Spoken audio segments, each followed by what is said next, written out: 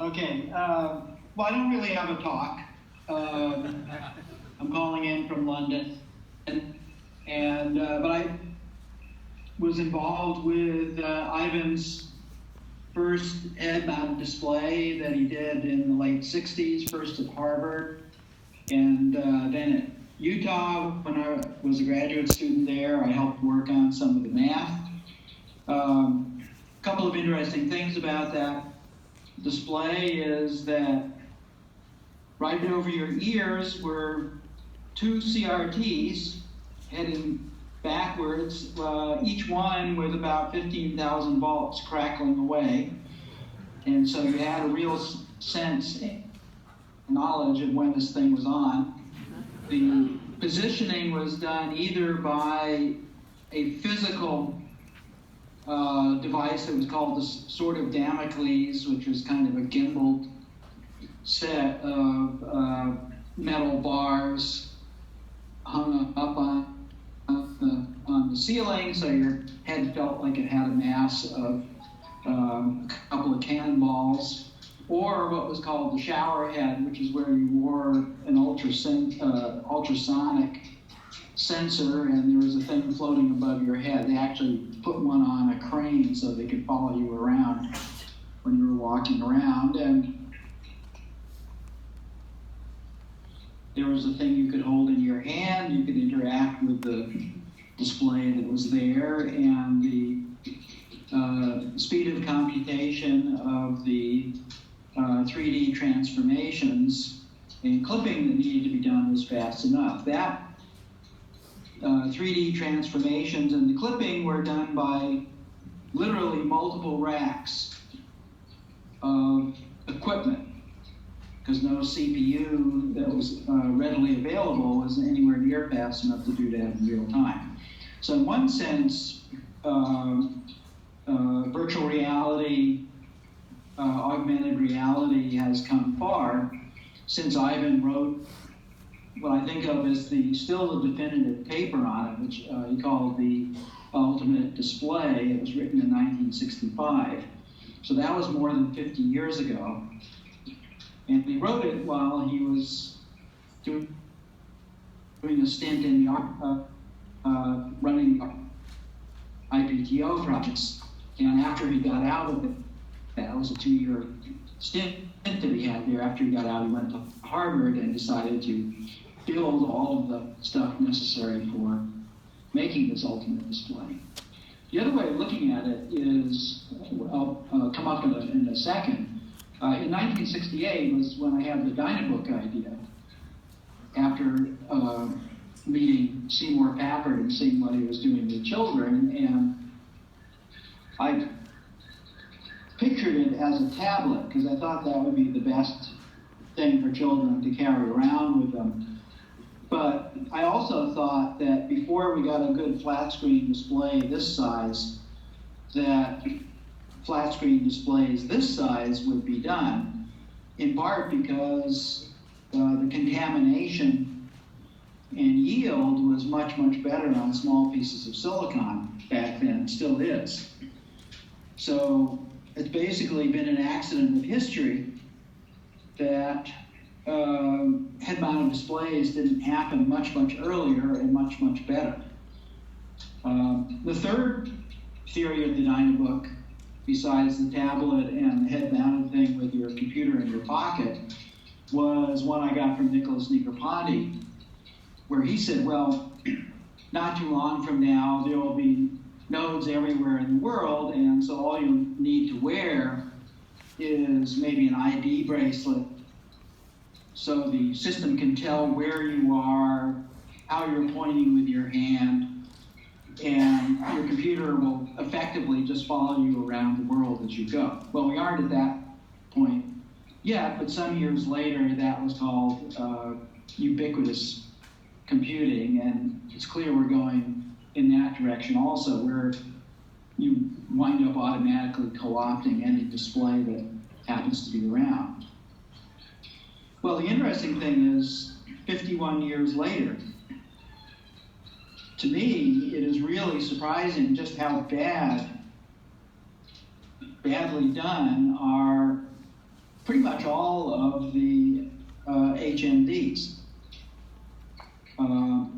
Particularly three huge mistakes, besides just not paying enough attention to the problem. One of them is that on most of them, I think not all of them, but on most of them, the focal length is such that your eyes are not being forced to focus out, but instead are essentially looking fairly close.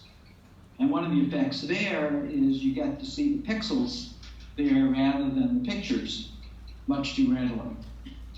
And if you do that, you need a heck of a lot of pixels. And so you've got this thing that takes you out of whatever simulated world you're in. Second one, which is a big one, and it's crazy that it hasn't been addressed until recently, is having a big enough visual angle. So unlike John, I thought Google Glass was terrible. Huge, I mean, just like not understanding what the problem even is or what you should be doing, because it had a tiny little field of view. That is not what you want.